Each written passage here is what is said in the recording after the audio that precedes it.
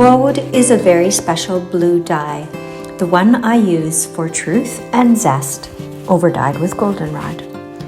This fall I had the opportunity to visit Germany and arranged for my second visit to a town called Erfurt, the center of the medieval German woad trade. Woad is the German name for this plant. I obtained a supply of woad dye, and with this video would like to give this wonderful blue gold dye its due. Located in central Germany, Erfurt and the surrounding area specialized in growing, processing, and trading woad, the only source of blue dye in Europe. During the Middle Ages, woad dyers were artisans and were highly regarded, bringing wealth and prominence to their region.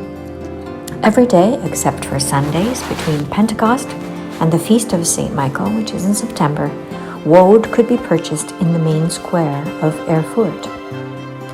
Woad was sold in balls, consisting of fermented, macerated woad leaves, and were ready to be added to a vat to be once again fermented before fabric was added. Only then did the gorgeous dove blue reveal itself. Woad is a biennial plant from the cruciferous family. It begins from a taproot, which can grow longer than 1.5 meters, giving a rosette of 15 to 20 simple, rounded, blue-green leaves in the first year, when it is harvested.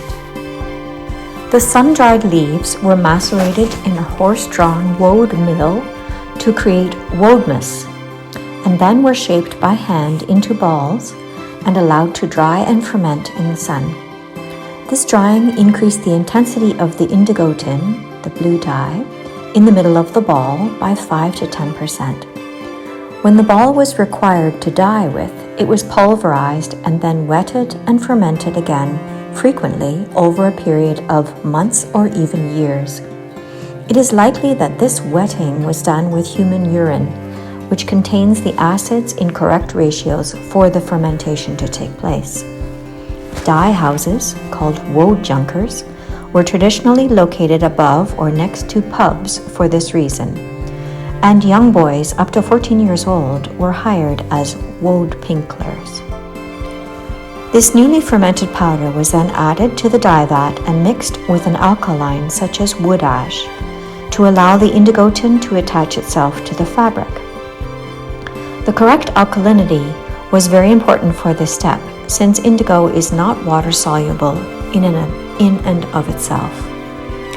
It is said that much experience and many senses were used in those days to ascertain the readiness of the vat for the dyeing step. The process described above has been used for millennia, a fact proven by very thorough archaeological research. Dyed textile remains from the Neolithic, Bronze, and Iron Ages have been unearthed and analyzed. Ancient Egyptians' mummies were bound in cloths dyed with Isatis Tinctoria. Historical accounts about the use of woad in Europe date back to Roman times. Sources dating from the time of Caesar report that Celtic and Germanic people used woad dye vat bloom like tattoos, painting their bodies to instill fear in their enemies. From the 12th to the 17th century, woad was cultivated in Europe as a dye and for medicinal purposes. This can be deduced from the plant's botanical name. The term Isatis derives from the Latin word isazian, and the Greek word isadso is linked to its ancient use to treat wounds. The term tinctoria refers to the use that was done in the dye works.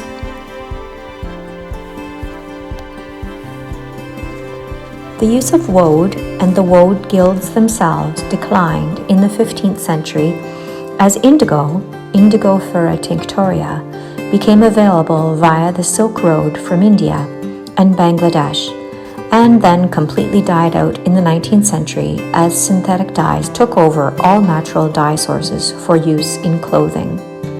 Now there is a renewed interest and a sense of urgency in relearning ancient dyes and dye practices, combining them with responsible farming, in our efforts to clean up the fashion industry. Whenever I make a woad or indigo vat, I'm always amazed and usually confused by the complexity of the process. I liken it to witchcraft because it so seldom works correctly, and I resort to the use of thiox to finally get some dye on the fabric. This year, I won't allow myself to do that, and this little dissertation is part of my efforts to make sense of the whole process. Thank you for listening.